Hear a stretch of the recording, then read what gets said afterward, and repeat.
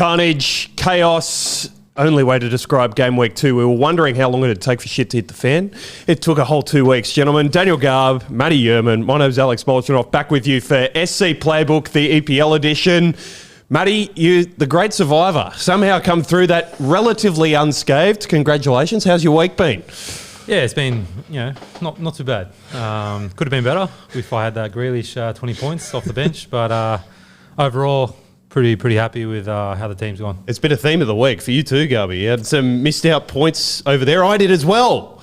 I had Grealish 20 on the bench, Kyle Walker 11 just sitting on the pine. That was less than ideal. And then Beto got a run and had -2. So that tripped me up a little bit. But Salah and Haaland, similar to everyone, failing to score. I thought Haaland off the back of his opening week against Tottenham was a good thing, but no one could see that result coming. City not getting near it. So that's an interesting one. Ødegaard just the 2. Otherwise, some decent scores there. Like, Minter got an 8. And David Raya is proving to be a very handy acquisition for me in goals. I think Arsenal's defence is looking very, very strong. But then other players like Kirkez, not quite firing yet. I don't know Wirtz, but that's an interesting watch in terms of what people do with him. So a fair few storylines in the opening fortnight. Before we get there, Garby, you've been on the golf course today to relax. Is that where you've been? Whereabouts? I've come straight from the golf course. It was a mate's birthday. So 8 of us were out at St Michael's in Little Bay, which isn't too far away from where we record this. So straight off the 18th to here. And away we go. Appreciate your dedication. How'd you hit? I started off well, 17 on the front, and then fell away 12 points on the back. It was so windy out there in Little Bay. Yeah, it would have been, yeah. But the other guys played a little bit better than us, so I can't really make too many excuses. But I fell apart badly as the wind picked up. A bit like some of the players this weekend. Yeah, it's funny how, life reflects in fantasy every now and then. Hearing from us every game week, remember, the SC Playbook EPL podcast, expanding team. Should have a fourth on board by this time next week. At SC Playbook EPL on X, Instagram and Facebook. The SC Playbook League is still open. $1,000 first prize if you're an SC Playbook subscriber. $500 to the winner and the top subscriber if you win it and you're not subscribed. So how to do that? You can join the SC Playbook community for just $2 a week. It's less than your daily cup of coffee. Gets you access to numerous premium deep dive articles on our website every week, as well as our access to our WhatsApp community, which was going bananas over the weekend. Team news updates. So it's going to be very important this weekend with the amount of injuries we've had, contributor groups, and you can trade team advice with other members of the community. And if you're into your NRL, your cricket, which is coming up, and NFL, which is launching very shortly. In fact, I think has just launched. You can get all those branches of Supercoach amongst our community for just $2 a week. Gets you all of that. Head to scplaybook.com.au. So team's performances this week. Matty's still top of us, 3 overall, 91 points, 217. That's a very good return given the week. Garby, respectable, 64 points, 170 total. I had a disaster, boys. 49 points. Ooh, that's got to hurt. It was a herder, 166 total. So I'm fiddling around with trades. We'll get to that in a moment. The injuries so far over the weekend, Aït-Nouri and Saka, not really too worrying for any of our teams, but Cole Palmer is a problem for me and you, Matty. What's your plan of action? Because Chelsea got the early kickoff on Saturday night. He hasn't been scoring big for a little while. We discussed this last week. I still have the opinion that if he can get fit in that Chelsea team off the back of the World Cup performances, he's a performer. But how long are you willing to give him the international break coming as well, of course? He's gone. He's gone? Yeah. Wow. Okay, so who's in? Out of the team. For me, I don't think he's going to play again this week. So I don't think it's worth the risk keeping him. Build some cash in the meantime. So I'm bringing in probably Reinders at this stage. Yeah. So downgrade, are you going the 2 trades? Going that big? Possibly even a boost. Right, okay. Yeah. So I'm looking at Ekitike. Ugo Ekitike. Lean into that French accent. You just got to get into it. I'm thinking about bringing him for Watkins. Yep. But I'm very wary that Villa have a good run. So looking at him. And lastly, Calafiori. So you've jumped on him already, Garby. And he's delivered for you again. Calafiori? Was he the one you jumped on? No, I don't have him. We've just been talking about it with Matty that much that I've got it in my head. I like him, though. I think it's a good option. I've got Gusto. I brought him in, but didn't exactly get a return early on. I've got a couple of big calls to make. So I'm just not feeling Beto's start. Maybe I'm getting a little bit rash with this decision because, there's a chance that considering Grealish is now starting to move well, that he could deliver, but he's not a guaranteed starter each week. So I think you got to pull the pin on that one. Looking at Richarlison, who started nicely, get the feeling they'll just persevere with him. He's got top rank over Solanke now, and they probably stick that way, Spurs, considering the massive win they had over City. So I think Richarlison in, and then Mainu's got to go from United. There's just not enough confidence there. I think Brooks from Bournemouth might be a decent acquisition for a cheap price. Bournemouth are looking really good. What a start they've made to the season. So that could be a nice cheap buy to slot into my midfield. And Martin Ødegaard, you're going to have to be patient with him. I know I'm stuck between he and Palmer. I'm going to wait to see because I've got both in. I'm thinking one or the other won't start this weekend, and whoever doesn't, when the team news comes in, that'll be the trade for Reinders. I think City, despite the loss, he's looking like one off that first up performance against a team that wasn't pressing as high as Spurs. He's going to be a scorer despite the low score this week. I think Reinders for me is one that I'm watching in terms of the extent of Ødegaard's injury, but it could be the week to make that decision because they're away to Liverpool anyway, which is unlikely to be a strong scoring game for Arsenal. Then if he misses another game, either let's say the other side of the international break, maybe it's enough to make that change. Absolutely. It's going to be so interesting. This leads us in nicely to the madness on Monday morning, or Tuesday morning, Australian time. Liverpool 3, Newcastle 2. Young Rio getting the 93rd minute winner after Gravenbach and Ekitike getting the goals. Bruno Guimaraes and Asula, even after the Anthony Gordon red card. The Liverpool fans sitting to my right. Garby, your reactions as that game went on. And then Salah scores for you late. I know he gets the assist and I don't know. I feel like Salah owners have had a little bit of a get-out-of-jail-free card the last 2 weeks, the way that he's performed. Big time. I mean, it was a massive moment. Another incredible finish to a Newcastle-Liverpool fixture. I mean, over the years, over 3 decades, always the Robbie case. Fowler, Collymore. I mean, even Nunez with those 2 goals, Liverpool had 10 men away last year, I think, at St James's Park, the start of last season, and then Ungama scores like that. I mean, Newcastle were unlucky. They went down to 10. I thought they played superbly. I loved seeing a team go the long throw and just try and bully sides. We don't see it anymore. It was Sam Allardyce Bolton. It was Stoke City long throws. It was all of that stuff. Everyone wants to play out from the back these days. And half the time they land themselves in trouble. What's wrong with just launching one to Big Dan Burn? The Liverpool defence couldn't handle it. Put it in the mixer. It was great to see. I'm not saying you do that every week, but down to 10 men, you have to change the way you play. Yeah, I agree, So I thought that was great. And Liverpool did not like it one bit. But fair play, they settled well. Szoboszlai, I thought, was fantastic at right back, and Van Dijk was really good. And then he moves forward, Szoboszlai, and that dummy for Ungama was fantastic. Chiesa came on and added a little bit too, so he's proving to be someone that might be worth looking at. Yeah, Liverpool are just they're doing what they need to do now without playing well. It should hold them in good stead, I think, as the season goes on. Yeah, I think watching the last part of the game, I think Newcastle actually played quite well, and they probably deserved something out of the game, but it's a sign of champions right there. Yeah. Red card for you from Gordon? Yeah, I think so, all day. At first you went, I'm not too sure, but then you look back and you saw the stud marks. I'm like, well, what choice do you have, mate? Taking out a big guy like that, It was red mist, wasn't it? Someone made the point this week. He almost did like a baseball run around the diamond. He was pressing so frantically, and he just flies in crazy challenge. From a fantasy point of view, I've got Gordon in a draft league, right? And I'm like, well, I'm just loving what the first couple of weeks I'm so encouraged. He's starting up front, basically, right? He is, and he's such a good player, and then he goes and does that, and it stuffs you up big time. What did he end up minus what?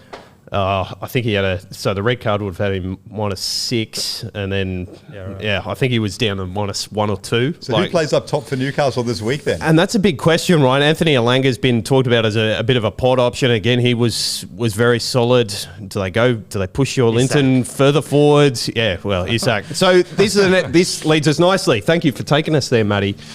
Is this we talked about it with Garby last week. Is Alexander Isak going to be wearing a Liverpool shirt by the end of the window? And I guess the question, do they need him, given I know it's going to be a long season, they've got Champions League football, but Ekitike has started very, very brightly. Any worries about that signing going through? Just hold off that transfer from your perspective. I mean, they want 150 million, That's the Newcastle perspective, like you've got to be willing to sell. If he's not going to turn up and play, what's your win as a club holding on to him now? For me personally, if you got that situation, you're the owner or the coach. Like it's a hard one to deal with, especially if he does stay.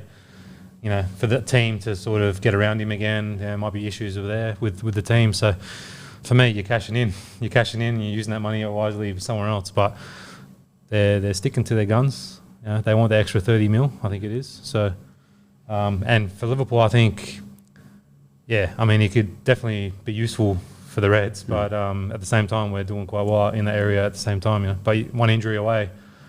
To needing someone like that. You know? Ekitike is also raw. It's a long season. You got Champions League as well. I don't think they can rely on him to play up front every game. Yeah. No chance. No. He'll just get so fatigued. So there's other options, of course, like Salah can play through the middle, and Wirtz can play as a false nine, and Chiesa's coming through. But I think there's an opportunity there to buy another forward. They're probably looking at options, but Isak's the number one. And if they get the feeling that it's not going to happen before the end of the window, I think they'll try to sign someone else. Interested on both your thoughts before we get to the next game on Florian Wirtz. He needs 16 this week against Arsenal to break even. I can't see that happening. I've got him in my side at the moment. I was planning to have him as a long-term hold because I just thought in this Liverpool side, given the output he'd had at Leverkusen, that he was bound to deliver. But we've seen sometimes players from the Bundesliga take time to adjust to the pace of the Premier League. What are you seeing, Garby? Is it going to come for him? Is he playing in the right position to have his maximum output? His fine. I just think it's a number of elements. Just fitting into a new system. And you're so used to being the main man in the Bundesliga and just being able to express himself and play without any second thoughts. He's got to think about where I fit in. Probably more defensive output as well. Yeah, and also not. You're probably wary of trying to do too much, so you're trying to get other players involved. Probably playing within himself a little bit. Salah's more the main man there, so he's adjusting to that. Plus the pace of the Premier League, a little bit of the physicality. I think it'll happen. Just probably the mental barriers with all those things combined that are just halting him at the moment. He's certainly not playing anywhere near his capabilities, but it might take half the season before we see it. But I think we will eventually. Matty, you're the ones who's got the experience overseas. How difficult is it going to a new league and learning the styles of play and facing new opposition? How long does it take to adjust? I was going to say, like similar to Garby, what he said last week, it takes time for players to adjust to a new league, new country, new everything really. And for me personally, I had to go to different countries and it's hard to adjust at the start. You're learning different languages, different style of play, different coach, different weather, different everything, right? So it becomes quite interesting. You've got to adapt quick. Otherwise, they start thinking, oh, no, we've made a mistake bringing this guy in. And, maybe he's feeling that pressure with the price tag at the moment. We're not sure. But I think he's got the quality and, he'll quickly adjust, give it a month or so, and he'll be firing, I reckon. The last one on Liverpool's side, Conor Bradley getting minutes towards the end of the game with Frimpong an injury worry. I think he's another player that's been highly traded out for good reason. It's a flip of the coin, isn't it? It's which way Arne Slot sees, him getting the most output consistently. I can see him playing Bradley in a home game. Now, Arsenal's a tricky opponent, so does he go as Szoboszlai again? Maybe. I could see him playing Bradley this week and as Szoboszlai slots into midfield. I think if they were playing a slightly weaker opposition, Bradley would definitely start. And Szoboszlai would play in midfield. I like the way, maybe Bradley wasn't 100% fit yet, but I love the Szoboszlai selection. I thought it made sense. It worked well, but I think in a home game, now that Bradley's a little bit fitter, against slightly weaker teams, he could be an option if Frimpong takes a little bit longer to recover because he's a dynamic right back. Yeah, he certainly is, sitting around that same price point as well. So it would be a fairly easy in-out job if you're inclined that way. Let's go to the game on Sunday night, Monday morning Australian time. Fulham 1, Manchester United 1. We're recording the morning after United have been knocked out of the AFL Cup. As Garby smiles at me, by Grimsby Town on penalties, 12-11. And they played a pretty strong team by the looks of it as well. Yeah, there was rotation, but Ugarte was there, and Buemo coming off the bench. Mason Mount got minutes. A complete disaster. They came from 2 behind, and then the penalty shootout obviously doesn't go their way with opportunities to win it. Benjamin Sesko not exactly making the brightest first impression, but Bruno Fernandes is the worry out of the game on the weekend. Blazing that penalty over, ruining my weekend. He could have saved me. It didn't end up doing that. and playing in a deeper line position at the moment, which is probably worrying me more than the fact he missed a bit. People miss penalties. Yeah. It happens. It's more that there's so little trust in Ugarte that Amorim has gone for him as one of two sitting next to Casemiro. I can't see that being a sustainable option, whether they're able to bring in another player, but the way that the balance of that squad at the moment looks really worrying. And the fact that the new signings haven't hit the ground running is another concern. Is there any players in that team that appeal to you guys at the moment? And for Bruno Fernandes owners, are you holding on to it? I am, because I have very little other choice. I think he's going to score across the season, but the output at the moment is concerning. I mean, if I was going to bring in a United player, I'd probably look at Cunha. But, yeah, I don't know. Or Dorgu, maybe. But apart from that, I'm staying away from them. Yeah, just too risky, too unknown every week. What sort of team's going to turn up? Yeah, so it's staying away from me, United players at the moment. Yeah, for good reason. On Fernandes, I just worry if it's all started to get too much for him. Yeah. Like, he's been the one who's carried them through for the last couple of years, and you just wonder if that is clearly that good feeling they hoped would come at the start of this campaign, with Ruben Amorim having a full pre-season. He would have hoped that would have come, but because it's not, you just wonder if it's just like, okay, I can't do this anymore. Yeah. Like, I'm wasting my career captaining this team. We're not going anywhere. I don't have the feeling that we can play above ourselves. It's early days, but I think that's a legitimate question to ask, which then flows into Supercoach as well. Is he a player worth having? I'm not trying to read too much into one penalty miss, but he hasn't looked good to start the season, and he's been the one that has, flown the flag for them. It was everything around the penalty miss, wasn't it? The complaint to the referee, the comments in the press afterwards. It was just bizarre. From a Fulham perspective, an improved performance, particularly after the hour mark, and they get that equaliser. A worry for me and all Josh King owners as Emil Smith-Rowe comes on and gets a goal. Matty, worries there. I'm holding him for now, again, because there's not too much option, but there's just another question mark over my 11 at the moment. Fulham looking better, but United could have made them look that way. Yeah, I think I watched a bit of this game. I thought King actually looked quite energetic, and he was getting into some good areas in the front third. So I think the returns will come for him. But I'll just touch quickly on Man United again. Yeah, go for it. In terms of this morning's game in the Cup, their two new signings have both missed pens, right? Yeah. So that's going to hurt their confidence quite a bit. So going out against Grimsby Town is not a good result for them and their fans. But I think that's another reason to sort of stay clear for me, United fans. And Sesko taking the 10th pen, come on, you're a star striker. How's he not in the top 5? I agree. Why is he that far down? Even if you're not 5th, okay, then it had to be 6th or something like that. Like, what is happening there? I mean, if he's saying no, that's a worry itself, yeah. But then Amorim, why aren't you telling him he's taking one? Yeah. I mean, big money signing. It sums up all these issues at the club. And then, if Amorim gets the punt soon, which, looks like it's on the cards, if these results continue over the next month and unsettles them more, I agree. Throw the magnets stay away right now. Yeah. Speaking of Fulham, one who could be worth keeping an eye on is Anthony Robinson, who I think is a fantastic player.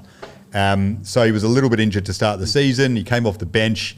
His price might dip in the next couple of weeks as a result, and he could end up being a valuable Supercoach player as an attacking left-back. One to keep on your watch list. He started, I think, second to Muniz as the most expensive in the game to start it. But you're right, good to see him back to fitness, and Fulham are going to play a way that gives him some licence to get forward. Muniz, didn't you have him at the start? Who? Muniz. Yeah.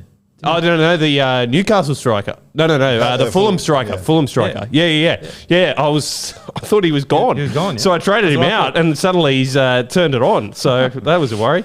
Anyway, this is all part of the fun of Supercoach, eh? How good's hindsight? Right, let's go to the Arsenal owners, who are all very happy. Another one of the clean sheets over the weekend. 5-0 over Leeds. Gyökeres makes his break even with a brace, which has relieved a little bit of pressure on some of his owners.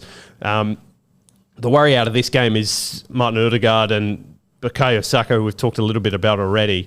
Gyökeres, though, Leeds really did drop off from their performance last weekend, but it's difficult against an Arsenal team that really looked stridently better in this game, and it was more free-flowing attacking stuff. They've really got themselves as a set-piece merchants, but the fact that they were able to double that with some good attacking football in open play must be promising. Garby, you're looking at anyone here. I mean, Saka's potential injury is a worry, but given they've got Ebericheze coming in, maybe there's your like-for-like swap. Yeah, I think they've looked really strong all pre-season, really. I think defensively, I think we spoke about this last week. I love the Gunners at the back. I think that, Saliba with Gabriel and then Raya, they've got the three of them looking really strong together. I mean, Gyökeres now is, I think, a player that's, to be honest, we joked about it last week. Yeah. I did not think for a minute that he wouldn't show a little bit more, and he's bounced back straight away. The Saka injury will hurt, but they've got enough options, I think, coming through.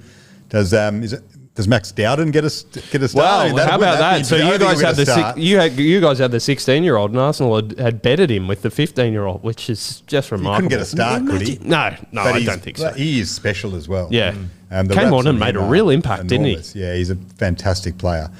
So they've got enough options. Yeah. Him aside, Martinelli obviously coming through. So no, I think they'll be fine. And I think Gunners fans have every reason to be enthused early in the season. Just generally on those sort of injured players who have copped knocks, and it seems to be only a week or two, you got the international break in there. What's the attitude both of you are taking with that? Because I'm very much tossing up between Palmer and Ødegaard, as I've said, but there's a willingness there for me to hold, given the fact that they have got that extra week's recovery. Even Frimpong, I don't think I've got the heart to trade out just yet.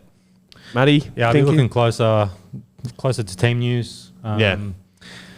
Seeing how long these two are out for. Obviously, have a big influence on the Arsenal team. So, I'd be waiting a bit longer just to see how long they're out for, and then make a decision there closer to the lockout before the game starts. But if they're out for a couple of weeks, more than 2-3 weeks, I'd be probably thinking about getting rid of them. To be honest, Garby, Ødegaard, worried? Yeah, as I said before, I am.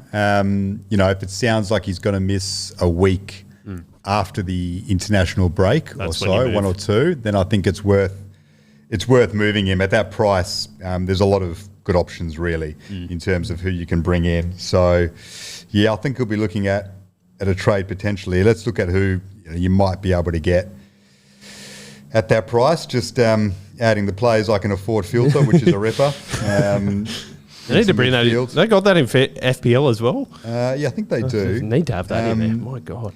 Yeah, I think it's Renders from City, who is probably the main one. Especially given this is the week to get him in as well, because he's going to go up in price in that third game. So that's one you've got to be looking at. All those guys, there's a good list of them on the SC Playbook EPL socials. So go and have a look at that. Timmy Williams has done a good job compiling that. So you can go and have a look at the players that are certain to break their break even and go up in price, add you a little bit of cash over this week. I'll tell you another one worth looking at is Harvey Barnes of Newcastle. Now, if Sack's not going to play, Gordon's missing 3 games. Yes. He's staying in the team. Barnes is a really good player. You're not always sure that he's going to start, but he does for the next 3 weeks. So I reckon that's one. Newcastle's fixtures don't look too bad. I reckon Harvey Barnes might be one that could deliver for you. Another team with some question marks over them. Let's talk about the positive first. Spurs. My goodness. So, Garby, you've already pushed for Richarlison as a bit of a point of difference player. I wrote something similar in the Final Word article during the week, which you can find on the SC Playbook website. Porro van der Ven are both very popular players because Spurs have suddenly turned into a team that can defend. Well done to you, Thomas Frank. Paulinho and Bentancur, I thought that midfield over the weekend, just fantastic. Sarr is such a star. Paulinho in behind him gets the goal, which is a nice little bonus as well, and Bentancur back to full fitness. Both at a strange little price range that it's going to be difficult to get them in without sacrificing, but certainly ones to watch over the course of the season. Where are we sitting on Spurs as a whole, Garby? Are they going to be pushing for Europe this year? Look, I think we've got to remember, Ange Postecoglou did the same thing early doors. I think he won 3 Manager of the Months in a row to start. And beat Man City, I think. They beat, and City that was only a year ago.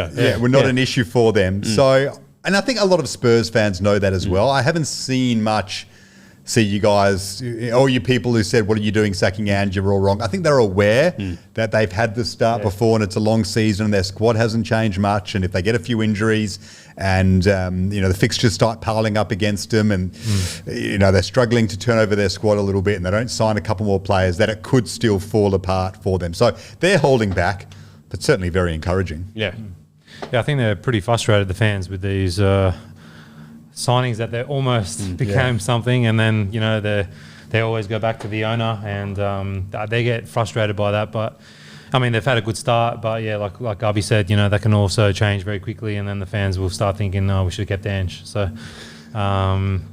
Yeah, interesting. I wouldn't be happy if you are a Trafford owner. No. So what are we thinking there? If you are in the goalkeeping ranks, Raya is obviously a big upgrade. I'm very happy with Durda Petrovic, given the way that Bournemouth have started this season at 4.5. But if you have started with Trafford, you're suddenly having to go looking for value goalkeeper options, and that becomes a very tricky task very quickly. City as a whole, Cherki as a starter didn't look quite as vibrant as he did off the bench the week before. Aït-Nouri is obviously a little bit of a worry. Rodri, I think, will be back in at first chance, really. Nico Williams has been solid enough, but then is part of the error for the second goal. And to be fair, Trafford has put him under all sorts of pressure there.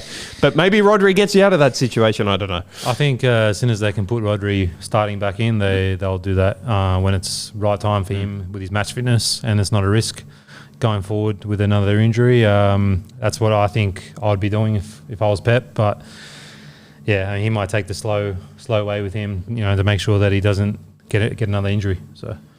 How about Kelleher with a clean sheet for Brentford? Yeah. So you're talking about goalkeeper options. I mean, he's a fantastic shot stopper. Expensive still. I know. That's the problem. He is. He's one of the most expensive in the game. One of the most. Because even if they don't keep a clean sheet, he makes so many saves. He's a brilliant shot stopper. But I saw... See also Jordan Pickford. Yeah. Martin O'Neill said, I think he's a top 3 keeper in the league. Liverpool's been amazing in the transfer market for a number of years. Yeah. I don't know how they only got 18 million for him. Yeah, that's a joke, last year in his contract, maybe, was that a reason why? But, I mean, he is like he's a 30, 40 million pound keeper minimum. He is that talented. I would have loved Liverpool to find a way to keep him for longer. Alisson's just not old enough yet, if that makes sense. Like if he was 2 or 3 years older, I reckon they have a succession plan in place. Yeah, for sure. But I think he's going to be a really good keeper in Supercoach if you trying to get rid of Trafford and you've got a bit of cash to spend. I think you'll be worth it. The defenders have looked the most consistent. I know we're 2 weeks in. They say football lies in August, but the defensive options have been the most consistent to this point. Let's go to Chelsea. Just going further forward again. João Pedro, best scorer of the round, a goal and 2 assists. I thought given more freedom with Delap taking on that responsibility in the 9 and him sitting in behind in the 10. So for owners of him, the Palmer injury could actually be a big time blessing. That said, they were playing West Ham, who just look shocking. Shocking. I'm interested in your thoughts on El Hadji Diouf because he gets the assist, right? Even in that team that played so poorly. Are you starting to have second thoughts about him at the back, given how shocking West Ham look? Having second thoughts about any West Ham player at the moment. You say El Hadji Diouf? Yeah, not that one. Not that one. It's the same name. Malik Diouf. Well, he's got El Hadj in there. I'm sure it's like El Hadj. We'll double check that, but I'm sure it's El Hadj. Yeah, Malik. There you go. El Hadj Malik Diouf. Unbelievable. Not that one. Yeah. No. Also from Senegal, though. Must be a popular name. Maybe his parents are Liverpool fans. Right. West Ham obviously looking disappointing.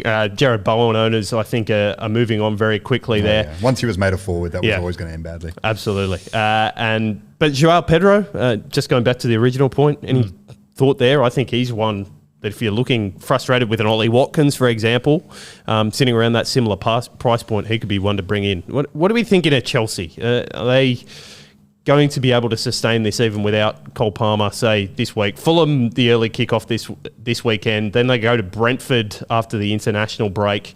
And then Man United for a visit. And who knows what that could throw up at this point of the season. It's a nice little 3-game run, if you're looking at that Man United one. I think Pedro he'll take on a lot more responsibility with Palmer being out probably. And, he's taking penalties as well, which is... a big one in Supercoach. So I'd be looking at bringing him in if you're trying to get rid of a forward.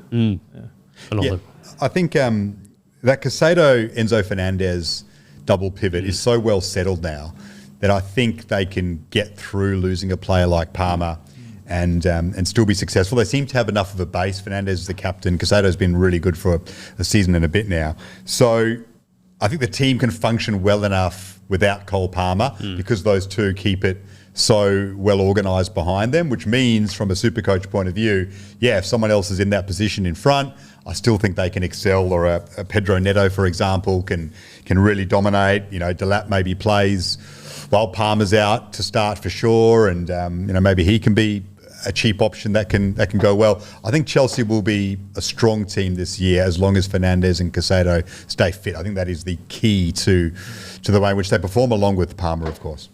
Two more teams I want to get your broader view on before we get to trade plans for the weekend. The first is Burnley, a 2-0 win over Sunderland. We've all got different defenders across our squads. Estev, Walker and Hartman all scoring, although I think me and you, Garby, both decided to leave our guys on the bench. Maybe not be doing that this week. It's going to be because they go to Man United, which is so interesting. Like, that could be anything given their performance during the week. I'm half a mind to start Hartman and just see how things go. What are you thinking there? What are you feeling, Garby? It's a little bit of a local derby as well, so there'll be a little bit of feeling in it, even though it's not high on United's derby list. But for Burnley, I guess it is. Yeah, maybe it's worth starting Walker. He'll probably get forward a little bit, even if they don't keep a clean sheet. Yep. He might be able to create a fair bit. Yeah, I'll be looking closely at it, that's for sure. And the other one is Brighton. So at the moment, you've got in there, Garby, Yankuba Mente. 8 points over the weekend. They didn't perform superbly well. The XG statistics, I know it's early to get wrapped up in that sort of stuff, but they should be doing better than they've started the season. My problem is Matthias de Kuyper, who got a -1 over the weekend, which has questioned my trust in him a little bit. I wrote during the week I was keen to trade him out. I've just settled, taken a moment, and I think Brighton are going to improve. I think Mente and Matoma will pay you back over time. You may have some frustrating weeks. But that's why you're paying the price for them, right? But I think they will pay you back over time because the low weeks, I think, will be limited. Will be matched up with some really big point scorers. And I think over time, you'll be okay. But there may be some big discrepancies there, week to week from them. But I think that's what you expect. And even in that game, I think Matoma should score early in the first half. They have chances before they end up going behind and then over the bar, I think. Yeah, exactly. So there were chances in that game, and obviously very unlucky to concede that last minute equaliser against Fulham the week before. I'd be hesitant to make any trades out of Brighton players yet, just because of their record, and they generally are so reliable. Right, the man who's at the top, Matty. We'll start with you. Trade plans for this week. Confirming. Let's lock them in. Let's, or at least what you're thinking ahead of team news going into the weekend. All right. First of all, I'm looking at Palmer out. I might wait until the team news comes out, but I think he's no chance of playing if they've pulled him from the team last week. And I'll trade him for Reinders, most likely. And then I was actually looking at Juve. Right. Out. Okay, going to make the change even with the assist, just West Ham. Yeah. They are going so poorly. Yeah, looking at bringing Calafiori in, actually. Bit of a price grab. Well, that's what you can do with it. Trading Palmer out gives you a bit of leverage to spend elsewhere, and you've been keen on spending in defence, and it's paid off to this point. Yeah, so far. And then, if I go with a boost, I was thinking about Watkins out and Richarlison maybe, or Ekitike. Yeah. So one of those two. Yeah. I'm thinking out maybe. Also, the price goes down. You make a bit of money off it, and especially with Richarlison, I think it's like 2.5 million. With the price changes coming this week, it could be one to do it after the first weekend. Garby, where are you looking? I'm thinking Beto out for Richarlison, and then Ødegaard for Reinders or Harvey Barnes. Okay. I'll have a look at how serious Ødegaard's injury is and weigh up those two. It'll probably end up being Reinders, of course, but I like Harvey Barnes, always have.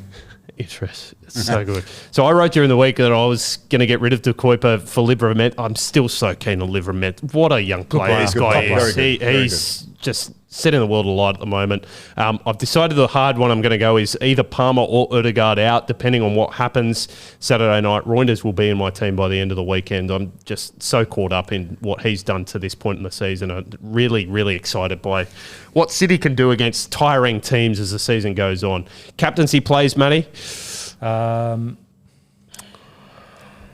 I put my trust in Salah. That's he's been the consistent scorer to this point, even against Arsenal, though. Yeah, I feel like he's only been getting points mainly at the end of games, but I feel like he's gonna slowly get his rhythm again, and he's gonna punish someone. It could be Arsenal at home. We never know, but I think out of him and Haaland this week is the shout.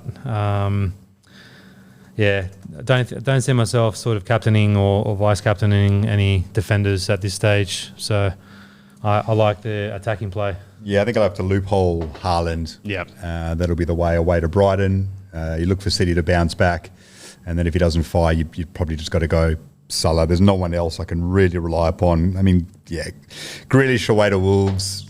Not enough faith in him. Wolves are looking strong enough. Can't do that. There's no one else, unfortunately. I think it's the Haaland loophole. Yeah, I'm going to be trying to do something tricky. No Harry Torre this week, so we can't go to him. So I've still got Frimpong. He's not going to be playing, so we'll stick him in, give ourselves a double chance. So I'm going to give Fernandes one more go in that game against Burnley. He'll be first up, and then Haaland is my backup if need be, sitting with the captaincy on his arm over the weekend. Gentlemen, thank you very much. Thank you very much, boys. Looking forward to what happens over the week. Remember, join us, scplaybook.com.au, $2 a week. NFL starting. I think it's a whisper that NBA might be on the way as well, adding to the fantasy team. So Timmy Williams and the team in there doing a great job. Thank you to Matty Buxton behind the buttons. We'll be back next week to give you our thoughts on game week 2. Game week 3 even. Gee, it's getting away from us already ahead of the international break. And until next time, goodbye.